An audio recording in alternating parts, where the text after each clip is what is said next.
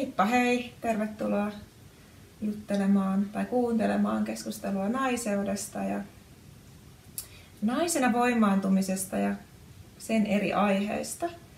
Tervetuloa Krista Koivusipilä vieraaksi. Kiitos paljon, Jenna.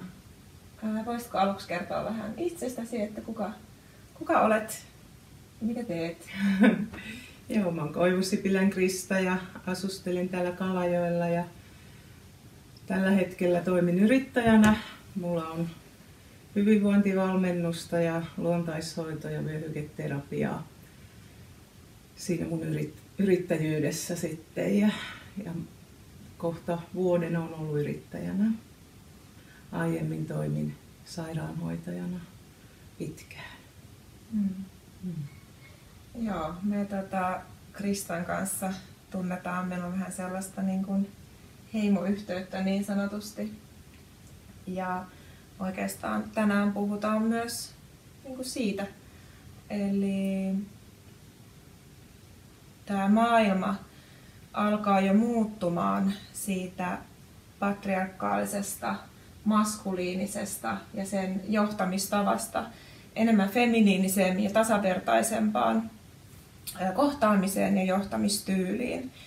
Ja paljon siihen liittyy tämä aikaisempi heimokulttuuri ja se, miten siellä on johdettu ja vähän niin kuin, että valtaa annetaan enempi myös kansalle ja yksilöille. Niin kiinnostaa kuulla nyt aluksi, että miten sä vaikka koet tämän aiheen, johtamisen teeman, naisena johtamisen. Onko siinä jotain erilaista sulle ehkä? Joo. Tämä on tosi mielenkiintoinen aihe sinänsä, että kun itsellä on tämmöiseen niin luonnonmukaisuuteen ja alkuperäisten heimojen elämäntapaan ollut aina se kiinnostus, niin siellähän monesti oli näitä vanhempia naisia, jotka sitten oli siinä niitä, jotka päätti esimerkiksi sen, että kenestä siihen heimoon tulee sitten se johtaja. Eli mä näen siinä sen ihanan puolen, että naisilla on ollut sellainen viisaus ja se on tullut sieltä niin kuin tunnemaailman puolelta.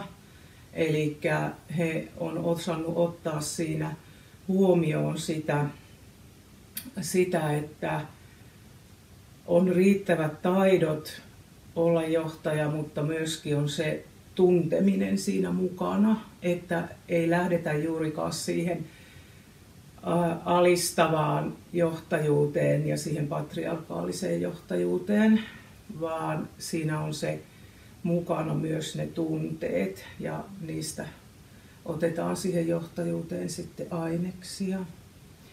Ja kyllä mä naisjohtajuudessa pidän juuri sitä asiaa niin kuin hyvänä puolena ja myös sellaisena, jota me kaivataan tässäkin ajassa, kun se on ollut niin sitä semmoista dynaamista ja voimakasta maskuliinista miesjohtajuutta, niin siihen niin kuin vastapainoksi sitä, että otettaisiin niin kuin huomioon se naisen vahvuus ja naisen hyvät puolet siihen johtajuuteen myös. Ja koen, että se on se emotionaalinen viisaus siinä se tärkein. Sen lisäksi, että katsellaan tietysti sitä, että mitä ne muut taidot on, mitä johtajuudessa tarvitaan. Joo, hyvä. Siis nousi itselläkin tuosta se niin kuin feminiinienergian ja naiseuden vahvuus on se herkkyys ja kyky niin kuin tuntea, paitsi se, että sulla on kosketus omiin tunteisiin, niin sitä kautta sä saat kosketuksen myös toisiin ihmisiin ja sen empatian kautta voit lähestyä ihan eri tavalla muita ihmisiä ja niin kuin niin kuin ottaa huomioon muiden tarpeet. Eli johtaja palvelee alaisiaan. Mä en itse asiassa näe, että se uuden johtajuus olisi mitenkään, että se olisi tavallaan tällä tavalla, että joku on ylempänä, joku on alempana. On ehkä eri roolit ja eri roolitukset. Että tälle tyypille annetaan se vähän niin kuin johtavampi rooli, mutta hän on ihmisenä samanarvoinen ja tasa-arvoinen. Ja myös sillä ainakin mä koen tärkeäksi sen, että myös se johtaja, niin hänelle sallitaan myös se herkkyys ja heikkous. Se, että näyttää sitä inhimillistä puolta, että hänen ei tarvitse kovettaa itseään tai esittää mitään niin kuin isompaa tai vahvempaa sillä tavalla, vaan voi niin kuin hyödyntää sitä sellaista herkkyyttä, jota itsessään on, ja olla myös läsnä niin kuin itselleen ja delegoida niin kuin sitä, että se ei ole sellaista, että mä pidän kaikki langat käsissä ja mä teen tämän, koska mä oon tämä johtaja, vaan se niin kuin on enempi ehkä näin. Että se ei purista, vaan se on näin. Että tässä on tällaiset asiat, joita tarvitsee tehdä ja kuka näihin tarttuu. Ja mä itse voin ottaa nyt näillä voimavaroilla vaikka tämän asian. Ja tuossa olen kuullut sellaisen kanssa määritelmän kuin johdin, ja se resonoi mulle tosi vahvasti. Eli johtaja on semmoinen johdin, jota kautta tulee se tieto myös tuolta korkeimmasta. Ja sitten mulla on nämä asiat, jotka tarvitsee tehdä tässä meidän materiaalisessa maailmassa, ja nämä tehtävät. Niin sitten mä niinku yhdistän nämä. Eli miten nämä asiat saadaan tehtyä. Ja sitten mä täältä niinku tulee sitä jotakin intuitiivista, että tällaisia ehdotuksia, tällaisia fiiliksiä mulla on. Ja sitten koko ajan se keskustelevuus. Että se, että miltä tämä kuulostaa, onko tämä ok sulle. Ei niinkään sitä määräilevyyttä, käskevyyttä.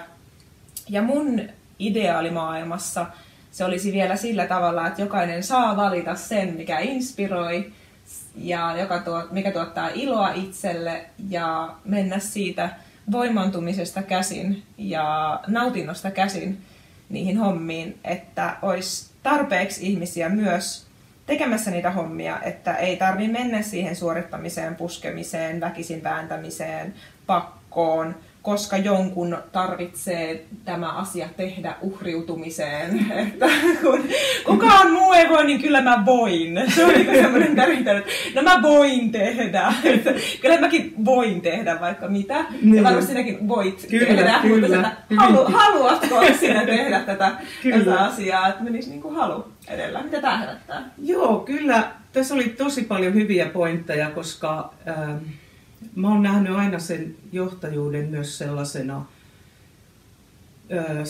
se on sitä organisointia kyllä siinä ja pitää olla tietyllä lailla ne jonkinlaiset langat käsissä jollakin, mutta se mikä siinä on tärkeintä on kyllä se, että johtaja pystyy niinku kuulemaan myös kaikkien mielipidettä ja ottamaan sieltä niinku sitten ne hyvät asiat siihen yhteiseen hyvään ja yhteiseen käyttöön.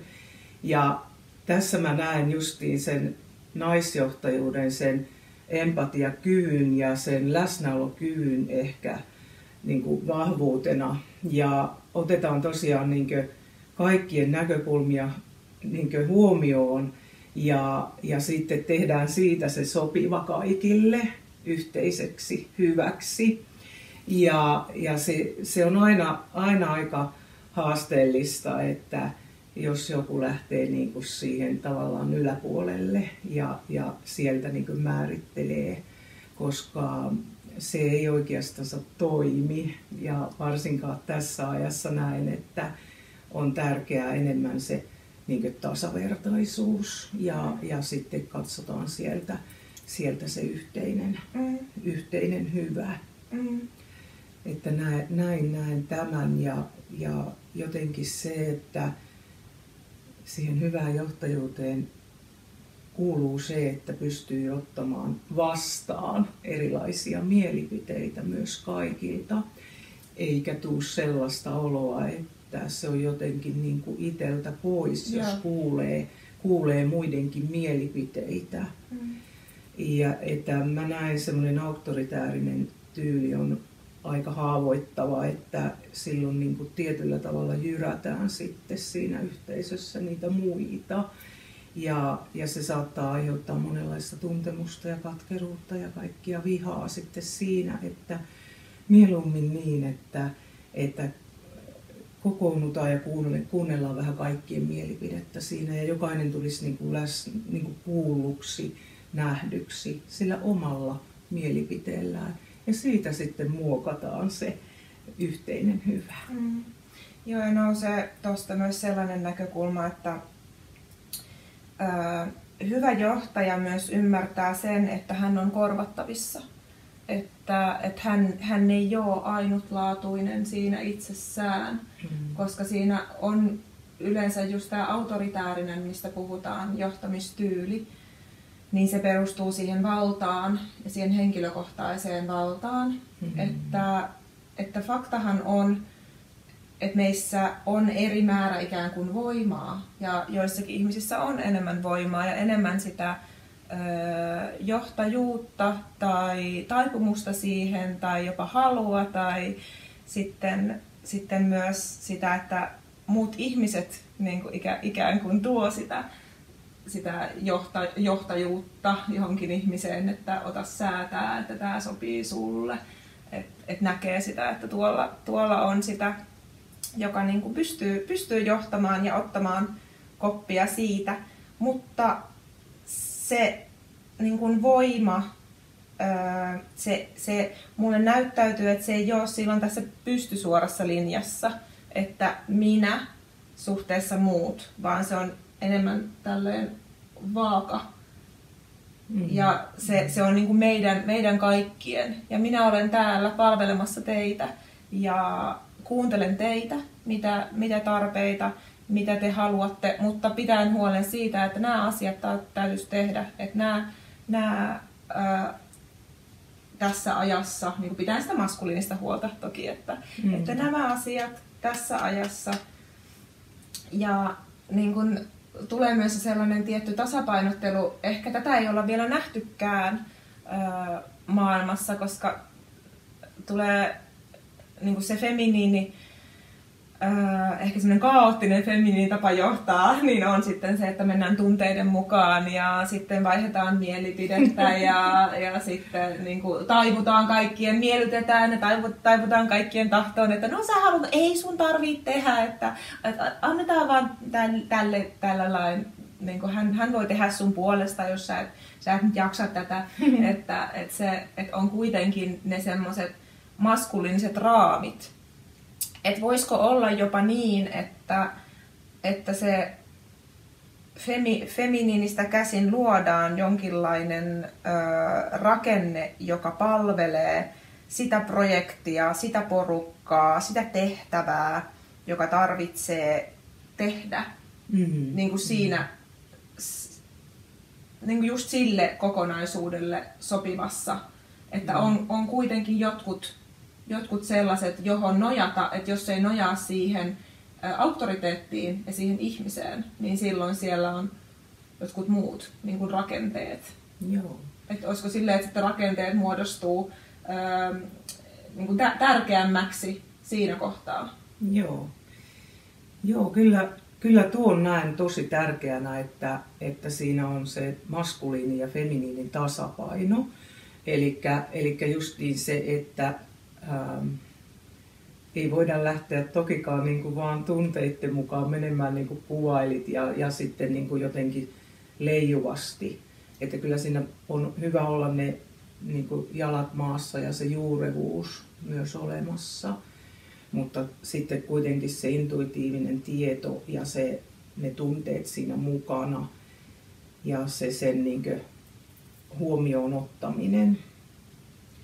Että se on niin haavoittavaa se sellainen ylhäältä päin käskyttäminen ja se, ettei oteta sitä, niin kuin, niitä yksilön mielipiteitä huomioon juuri ollenkaan.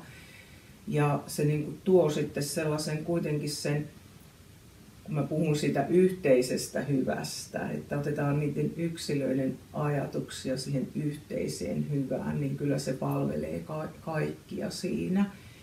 Ja myös sitä, joka on siinä johtajan roolissa. Ja ei tarvitse sitten johtajankaan ottaa niin paljon sitä vastuuta. Ja kun sä puhuit tuossa siitä niin kuin voimakkuudesta ja siitä, että kun monille se johtaminen on semmoista niin kuin luontaistakin energiaa ja sitten se, että kun muut sitten tavallaan siihen niin kuin lähtee turvaamaankin, että kyllä tämä nyt tässä tämän asian niin kuin hoitaa, niin se käy hyvin raskaaksi sitten sillekin ihmiselle, joka siinä on se johtaja, että kun täytyykin kaikki vastuu sitten jotenkin kantaa ja voi olla myöskin sitä vahvuuteen sairastumista, ettei uskalla sitten pyytääkään sitä apua sitten muilta. Ja siinä tulee justiin tämä, että toinen on korkeammalla kuin toinen ja se ei ole niinkö hyvä itse asiassa kenellekään siinä. Ei myöskään sille, joka on johtajan roolissa, koska siinä voi olla sitten se, että ei uskalla pyytääkään sitä apua. Ja näyttää tavallaan sitten sitä heikkoutta, että mä näen, että se niin kuin johtajallakin se oman haavoittuvuudenkin näyttäminen on hyvä asia, mutta sitähän nykyään on niin kuin paljon johtajuudessakin peitelty, että ikään kuin se asema sitten olisi jotenkin vaarassa siinä. Niinpä. Että jotenkin ei olisi esimerkiksi niin uskottava. Ja itse näen, että se on ehkä justiin toisinpäin, että se tuo siihen sen inhimillisyyden ja justiin poistaa sen sellaisen niin kuin ylhäältä päin käskyttämisen energian. Ja tulee sellainen, että eikö olisikin ihanaa, että jos olisit sellainen, joka on siinä johtajaroolissa, niin sitten siinä kohin, kun on heikko hetki, niin sitten saa sen tuen sieltä niin kuin muilta ja on se kannattelu sieltä. Mulla nousee, kun sanotaan, että hyvä johtaja on sellainen, joka ei halua johtaa tai ei halua olla johtaja. Se nousee ajatuksena. Ja sitten nousee myös sellainen itsensä johtaminen. Joo. Että miten lopulta se myös tuo sitä tasapainoa. Että lähtee niin kuin siitä voimaannuttamisesta tai itsensä johtamisesta ja siitä, että myös siinä, joka tekee töitä, on työntekijä tai mikä nyt onkaan tämä konteksti, niin tunnistaa enemmissä määrin niitä omia tarpeitaan ja omia lahjojaan, vahvuuksia ja heikkouksiaan, niin siitä käsinhän sun on myös helppo tulla. Ja sit sun ei tarvii ottaa yksiselitteisesti niitä ohjeita sieltä johtajalta, että kun sieltä tulee, että teet tää, teet toi, voitko tehdä, niin sitten täällä on jo joku, joka tietää, että no itse asiassa nyt tällä hetkellä niin kun mä en pysty, että mä en jaksa, että voisiko joku muu tehdä. Ja sitten, että nyt mulla on tosi paljon energiaa ja nyt mä mielelläni teen niin kuin sunkin puolesta, ai sulla on nyt vähän tällainen olo, no mä otan mielelläni tästä näin koppia. Ja sitten myös, että se motivaatio siellä sekä johtajalla että muilla, jotka siinä on, tämä kuulostaa taas eriarvostavalta kuin työntekijät, mutta koko yhteisöllä ehkä, niin on se yhteinen hyvä. Eli se vaatii jo sen, että pääsee siihen kohtaan, että ei lähtökohtaisesti ihan niin kuin heti, että joo, omat tarpeet, se tiedostaa, että mitä jaksaa tehdä, mitä pystyy tekemään, äärimmäisen tärkeää, mutta myös se, että mä teen tätä, se motiivi tälle tekemiselle ei ole vaan minä, vaan se on se, että mä haluan tuoda tämän koko tälle porukalle, koko tälle yhteisölle, ja koska mä saan siitä ja se ravitsee mua. Ja myös, että se motiivi siellä on, että mikä se nyt onkaan, se voi olla joku tietty asuinyhteisö, tämä projekti, työyhteisö. Olen kiinnostunut tästä asiasta niin paljon, että minä haluan edistää tätä ja sopivissa määrin olen myös valmis joustamaan niistä mun tavallaan niin vähän niin tarpeista myös, että tää vähän pikkasen menee nyt, mä en ihan jaksaa, että mä voin vähän tästä näin joustaa tämän kerran, niin mä tiedostan sen, että mä en uuvuta itseäni. Joo, tulee nyt itse asiassa yksi toinen aihe, mutta otetaan ensin, että mitä tää herättää. Joo, tää oli tosi hyvä ja resonoivaa myös, ja mulla tuli tässä semmoinen ehkä niin kuin mieleen, että jos puhutaan naisjohtajista niin, ja johtajuudesta, niin se juurikin tämä emotionaalinen puoli on naisilla vahva, intuition kuuleminen, niin myöskin se, että huomaa kaikkien ne lahjat ja on se hyvä itsetuntemus ja myöskin huomaa niiden muiden lahjat, että mitä ne voi siihen tuoda, ja sitten se, että tavallaan se on niiden asioiden niin kuin delegoiminen vähän niiden lahjojenkin mukaisesti. Että no joo, että esimerkiksi nyt sillä lailla, kun ollaan tässä Jennan kanssa nyt oltu muutama päivä yhdessä, niin jotenkin luontaisesti tuli meilläkin se, että sulla oli niin kuin se hyvä ruoanlaittotaito ja mielenkiinto siihen, ja mulla taas se, että mä voin kyllä sitten siivota, niin näiden lahjojen tavallaan ja niiden mielenkiintojenkin esiin tuominen, koska se sitten niin kuin inspiroi niitä ihmisiä, että ne saa toimiakin siellä lahjoista käsin, eikä sillä tavalla, että joutuisi aina vaikka tekemään jotain sellaista, mikä on tosi niin kuin vastahakosta. Toki sitäkin on tietenkin tehtävä välillä, mutta se, että se mikä inspiroi ja mikä on se lahja ja se sydämen ilo, niin ruokittaisiin sitä, koska näen taas, että sekin toisi sitten siihen kokonaisuuteen sen yhteisen hyvän kaikille ja sen hyvän fiiliksen ja sen ilon, että vitsi, ihanaa, että mä saan niin kuin tehdä sitä, missä mä loistan ja joka mua täyttää ja joka inspiroi. Joo, just tuo niin kuin vahvuudesta käsin liikkuminen ja että kuinka paljon se tuo sitä sellaista keveyttä ja iloa siihen, että sit se menisikin enemmän siinä keveydessä ja flowssa. Kyllä. Ja kyllä. Tartun tuohon, että kuinka tärkeää on vahvuuksien näkeminen ja sitten vielä vahvistaminen ylipäätään, että huomaa, kommentoi, nostaa, vahvistaa kyllä, toinen kyllä. toisiaan.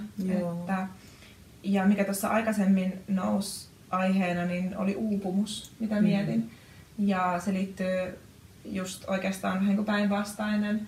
Eli se, että silloin kun tekee jotain sellaista, joka on vähän vinossa omiin tarpeisiin nähden, tekee liikaa. Siinä on monta syytä. Se voi olla, että tekee liikaa, niin kuin, liian rankkaa, tai sitten, että se ei ole ihan täysin sitä, mistä sä nautit tai mistä tykkäät. Ja se niin kuin väsyttää. Että jossakin on kuullutkin, että uupumus on enemmän henkistä kuin sitten fyysistä. Että se näyttäytyy siinä fyysisyydessä, mutta just oikeastaan se, että oot silloin väärässä kohtaa, väärässä paikassa, väärässä työssä. Kyllä. Tai mikä tahansa siellä niin kuin onkaan tai kaipaat enempi lepoa. Niin jostain syystä nyt tämän halusin tuoda vielä tähän uupumisen teeman.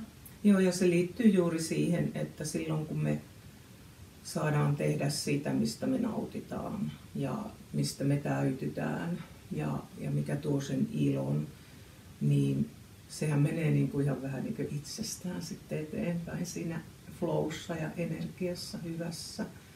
Mutta sitten jos on sellainen, että joku semmoinen vastahakoisuus ja pitää tehdä jotakin vastahakosta hommaa vaikka, tai siinä ei ole ihan, ettei pääse niin sen sydän auki tekemään, niin kyllä se rupeaa niin väsyttämään. Ja jos puhutaan siitä johtajuudessa tässä kohdassa, niin ehkä se johtajuudessa pitäisi olla se herkkyys myös huomata sitten se, että jos se toinen tekee niin sellaista, joka ei sitten inspiroi ja sinne rupeaa niin kuin laskemaan se energia. Joo. Ja tulee nyt ylipäätäänkin tähän aiheeseen se, että tämä nykytahti on aika intensiivinen ja se suorittaminen, nopeus, tulokset, tai mennään tulokset edellä, ei niinkään ihminen edellä. Ja siinä kohti, kun aletaan menee ihminen edellä, niin asiat vähän hidastuu. Eli tulee sitä itsensä kuuntelua ja sille on paljon enemmän aikaa. Ja silloin ei ehkä niin kuin saada valmiiksi niin nopeasti niitä asioita.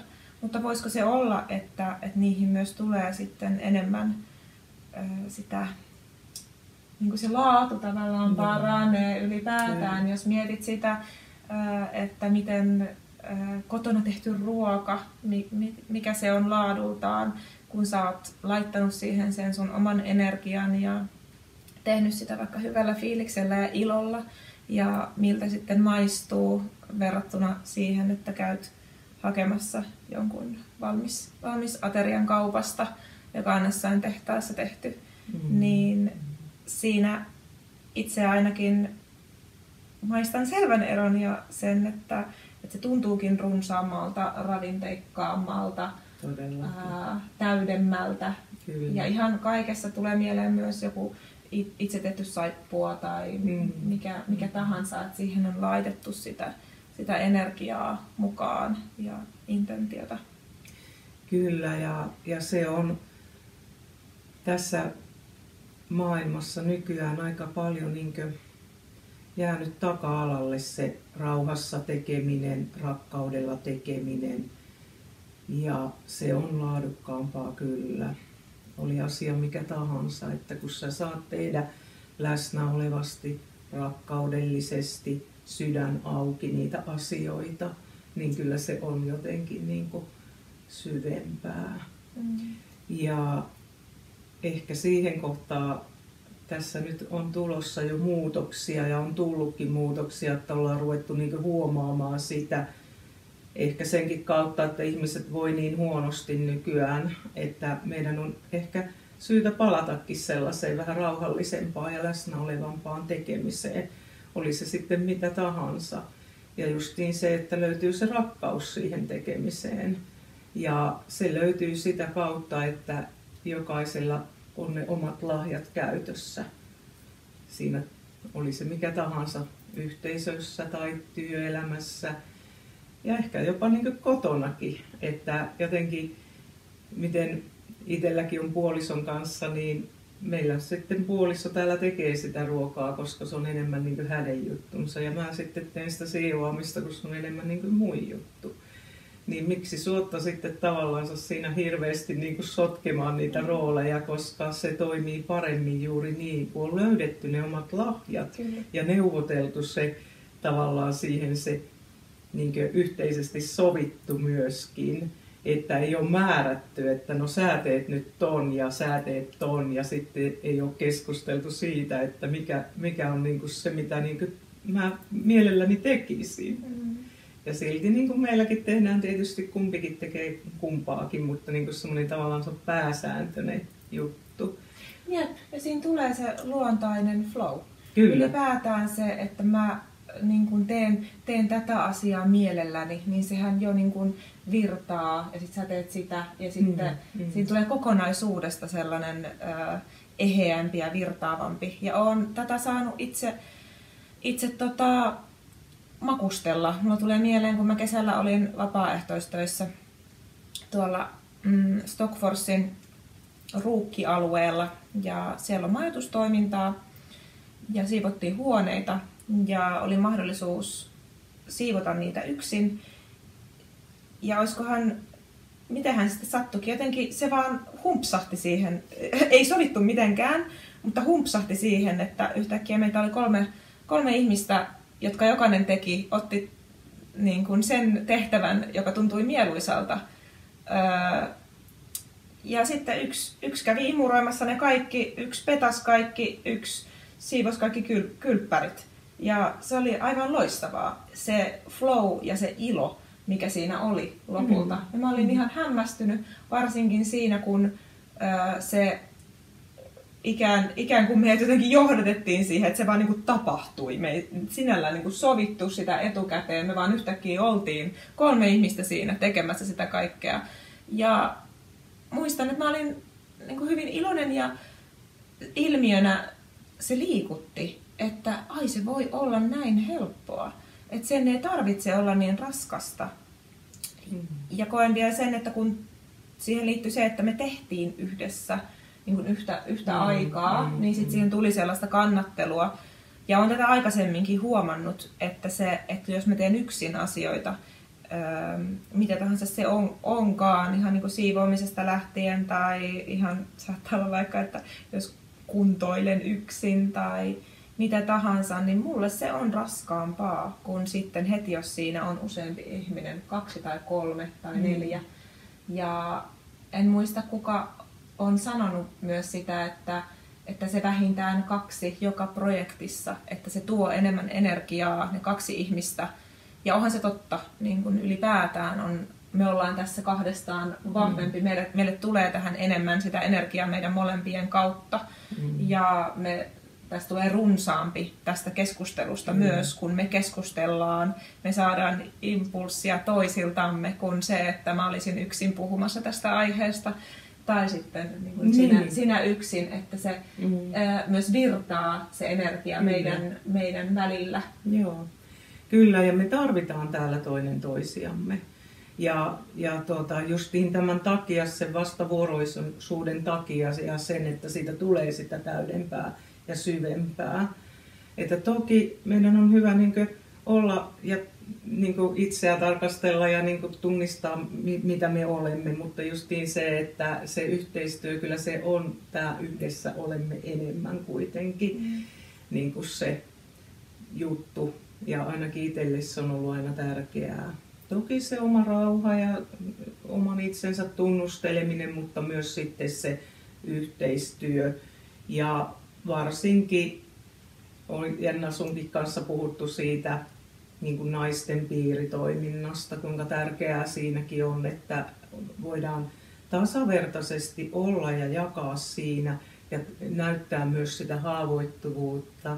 Mutta siinäkin on hyvä olla kuitenkin siinä piirissäkin sitten se joku, jolla on tietyllä lailla ne langat käsissä. Mutta silti ollaan sitä tasavertaista porukkaa siinä.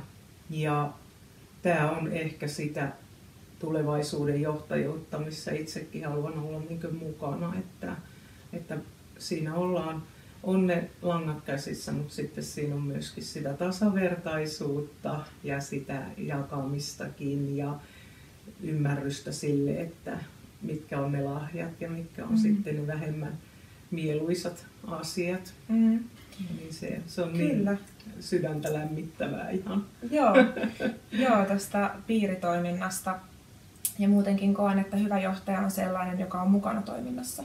Eli tekee itsekin siinä mukana. Kyllä. Ja itse kun olen fasilitoinut piirejä, niin olen huomannut sen, että siinä aluksi on ollut sellainen olo, että mun pitää nyt kannattaa koko porukkaa. Että tässä nyt on vaikka niinku se 10 naista ja mä nyt oon vaan hiljaa, mä vaan kuuntelen tässä näin, kun kaikki puhuu, että minä olen se iso äiti tässä näin, joka niinku sallii tämän tilan ja luo tämän tilan.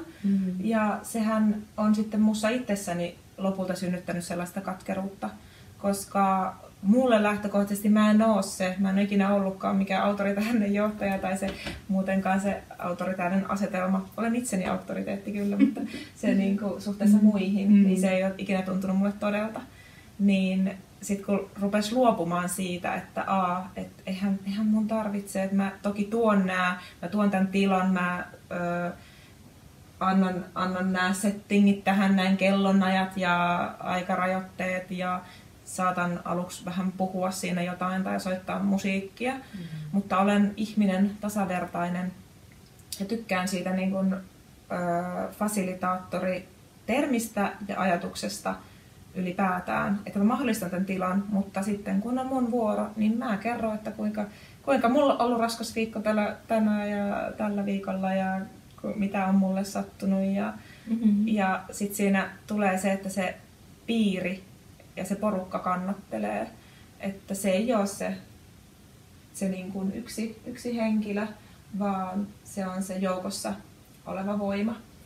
Kyllä, ja tästä tulee niin kuin itselle vahvasti semmoinen ajatus, että mitä me voitaisiin niin kuin johtajuuteen ylipäätään oppia tällaisesta naistenpiiritoiminnasta, missä juuri on tämä, että joku on se koko ajan ja tavallaan sen vetäjä, tavallaan se, joka aloittaa, niin kuin kuvaili, mutta että sitten siinä on kaikilla mahdollisuus siihen jakamiseen, että miten niitä voisi murtaa tässä niitä ajatuksia sitten siitä johtajuudesta, että kun se on ollut sitä, että ollaan siellä yksinäisessä norsunluutornissa ja sieltä sitten niin katsotaan alaspäin ja annetaan sieltä niitä määräyksiä sen, niin kuin, miten se lähtee omasta itsestä käsin. Joo.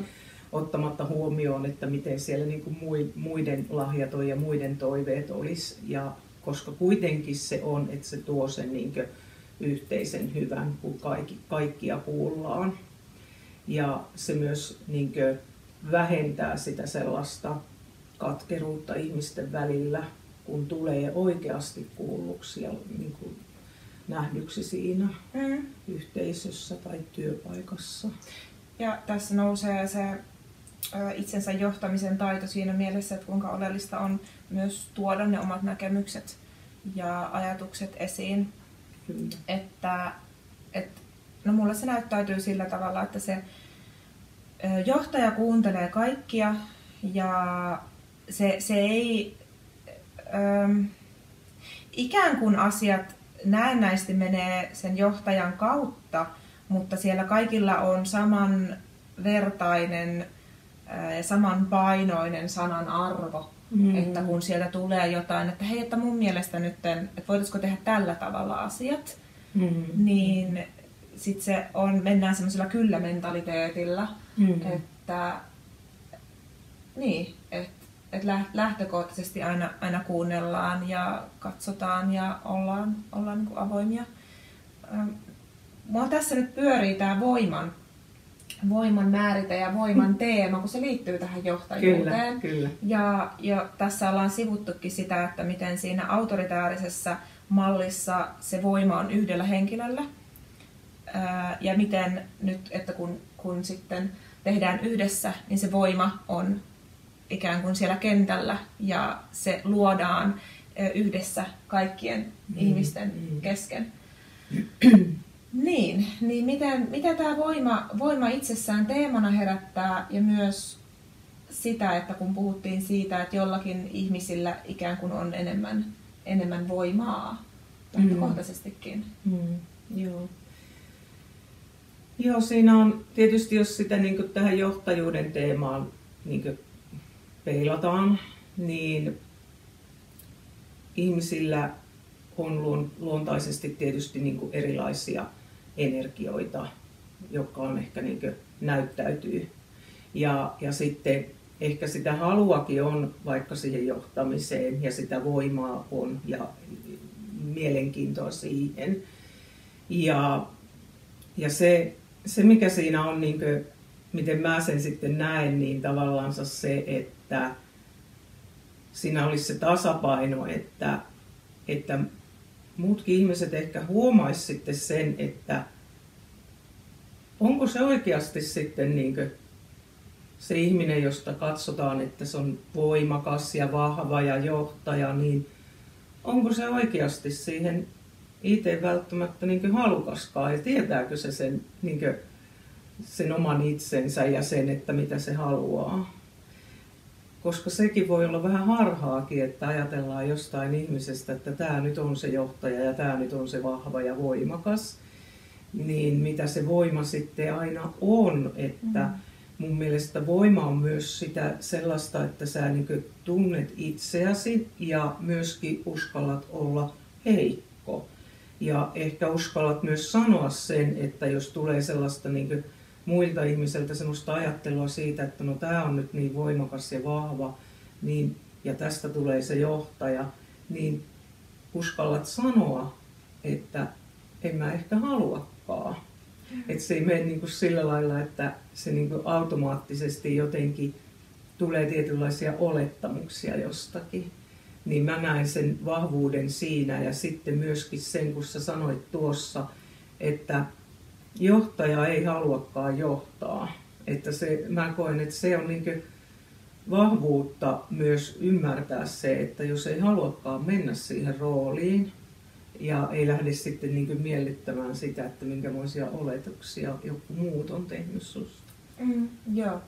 Joo, puhuttiinkin tuossa aiemmin jo tänään siitä voiman käsitteestä ja mitä se vaikka mulle tarkoittaa.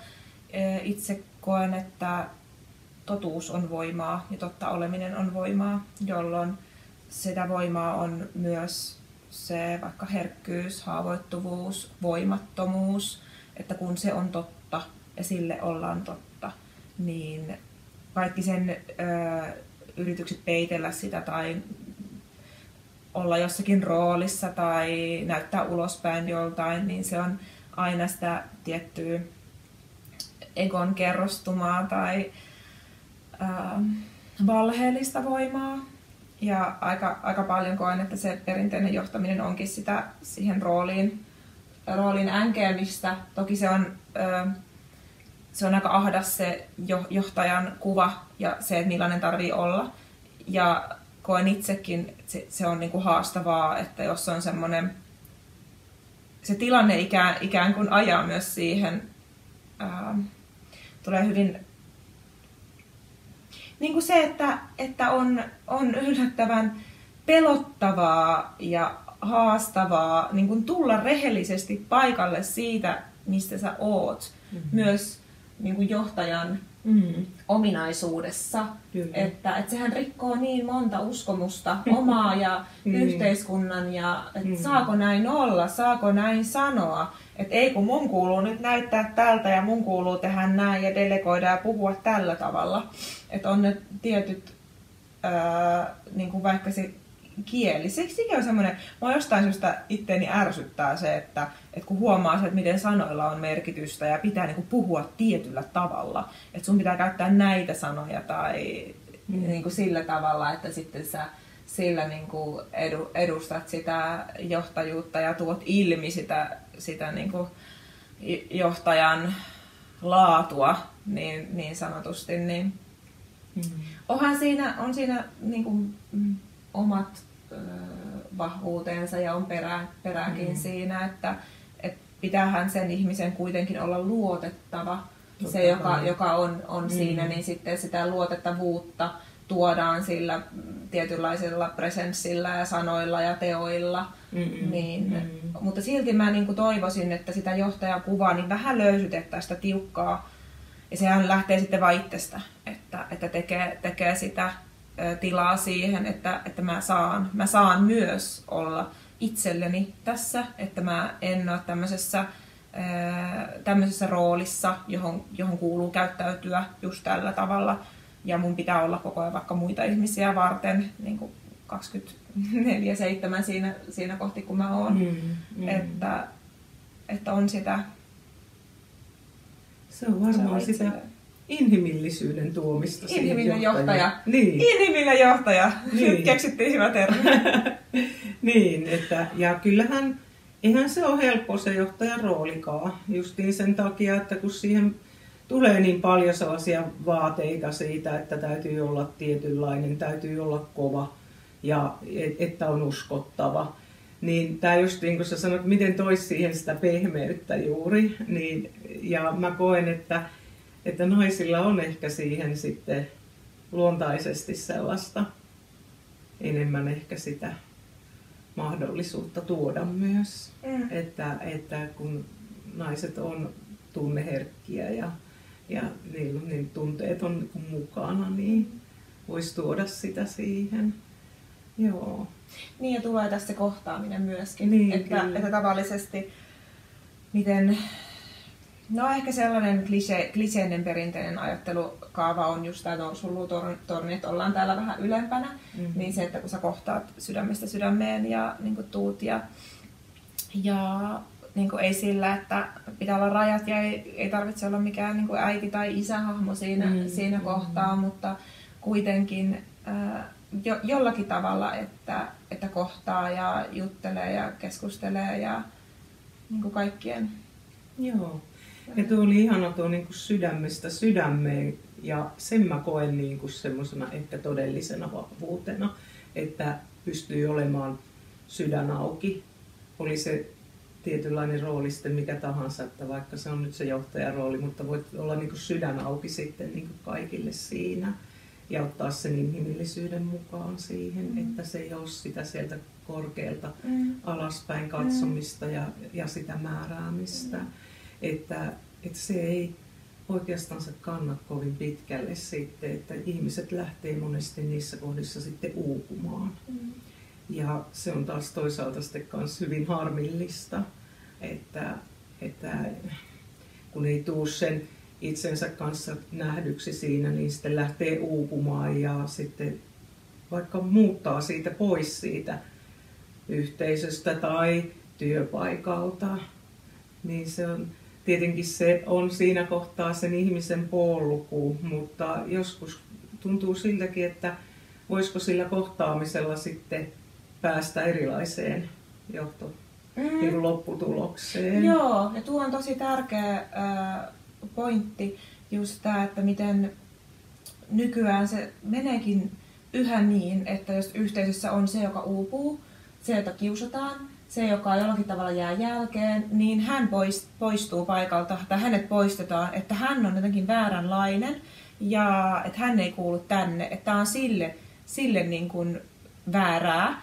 Ja okei, siinä on se pointti, että jos se oikeasti on näin, että se on vaikka joku työ, missä se ihminen ei oikeasti tykkää ollenkaan ja se tuntuu väärältä.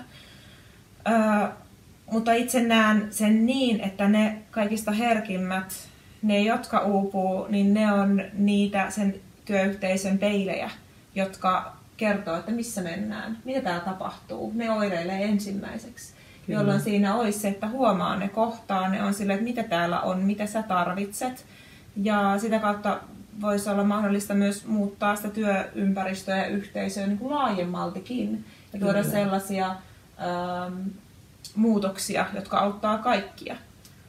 Kyllä, ja monesti niin kuin onkin sanottu näin, että esimerkiksi jos työssä joku ihminen uupuu, niin se ihminenhän uupuu siitä ympäristöstä tai niistä rakenteista ja siitä, että ei voi olla niin kuin se oma itsensä siinä ja olla se sydän auki.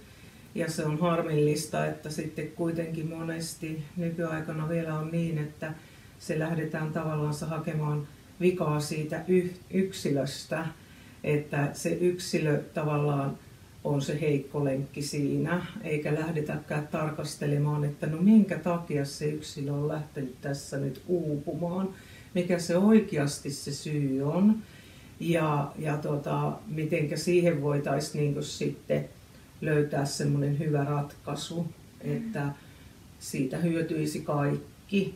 Mutta monesti on myös niin, että ne rakenteet on niin jäykkiä, että ne hitaasti myöskin muuttuu.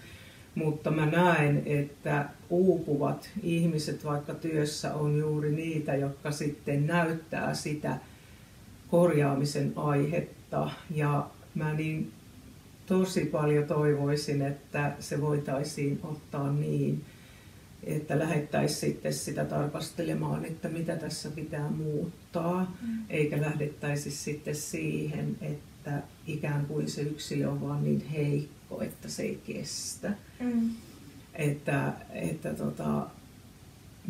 Mä kyllä näin omasta kokemuksesta voin siihen kertoa, että mä todella lämpimästi toivoisin, että se tarkasteltaisiin sitä ympäristöä.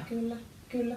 Joo, tuntuu, että pikkuhiljaa se niin kuin näyttäytyy ja näkyy enemmän, että koko ajan on enemmän, tuodaan sitä inhimillisyyttä, nähdään sitä herkkyyttä.